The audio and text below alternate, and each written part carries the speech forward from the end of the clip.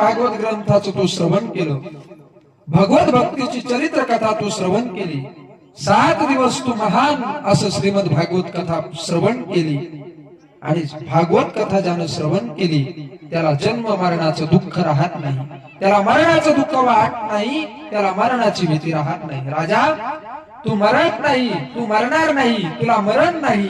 कारण याचं कारण आहे तू अमर आहात, तू अमर आहेस.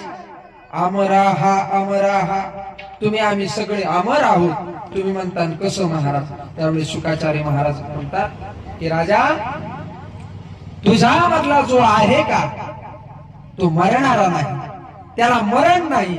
त्याचं कारण आहे जो जीव परमात्मा आहे का, तो जीव परमात्मा आहे का, त्याला जन्मही नाही आणि त्याला मरणही नाही. सांगा, आपल्या मनात जो जीव आहे, जो आत्माराम आहे आपल्या हृदयामध्ये, तो मरणारा आहे का?